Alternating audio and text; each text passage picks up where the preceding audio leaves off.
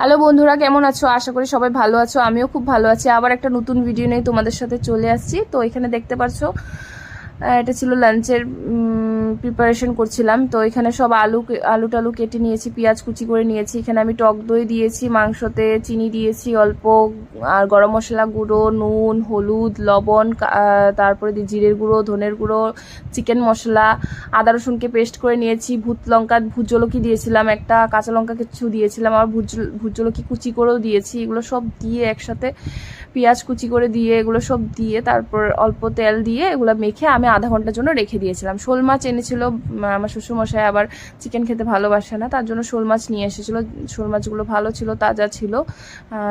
তো বলেছে হালকা করে ভাজি করে পেঁয়াজ রসুন ছাড়াই হালকা মশলা দিয়ে বানাতে বলেছিল ঝোল করে। তো ওরকম সেভাবে করেই বানিয়েছি যেভাবে বলেছে আমাকে। তারপরে সাথে সাথে আমি এখানে বেগুন আর ভাজির জন্য বেগুন কেটে রেখেছিলাম, আর কেটে রেখেছিলাম সে ভাত করলা, ওগুলো ভেজে নিয়েছি। সাথে সাথে আমি একটু খিচুড়ি খেয়ে নিয়েছিলাম সকালবেলা।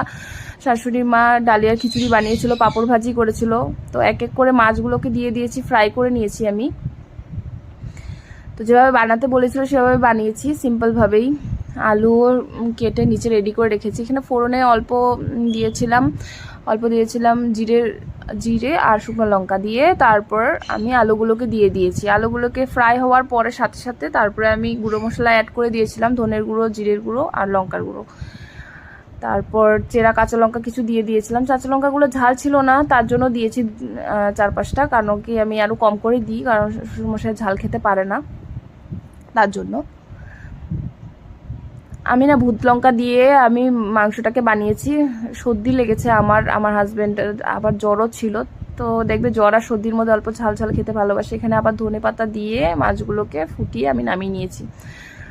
তো এখানে সাথে সাথে আমি ভাতের জল বসিয়ে দিয়েছি, আবার তেল দিয়ে দিয়েছি মাংস বানাবো তার জন্য। তো এখানে শুকনো লঙ্কা ফোড়ন দিয়েছি, কিছু জিরে দিয়েছি, দিয়ে মাংসের আলুগুলোকে দিয়ে দিয়েছি। তো হালকা লাল লাল করে ভাজার পর তারপরে আমি চিকেনগুলো তো মেখে আমি আধা ঘন্টার জন্য রেখে দিয়েছি। তারপরে এক্সট্রা কোনো মশলা অ্যাড করিনি, সব তো দেওয়াই ছিল।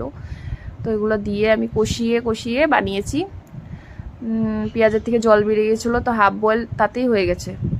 তারপর আমি আলুগুলোকে একসাথে দিয়ে তারপর আমি গরম জল করে দিয়ে আধা ঘন্টার মতন রেখে দিয়েছি। তারপর আমার চিকেনটা হয়ে গেছিলো, তারপর নামিয়ে নিয়েছি।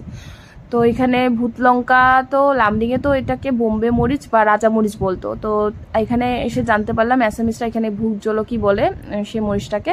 তোমাদের এখানে কি বলে আমাকে কমেন্ট করে জানিও। তো ভূত লঙ্কা নিয়ে একটা স্টোরি ছিল, ভাবলাম তোমাদের সাথেও শেয়ার করি। একবার আমি লামডিংয়ে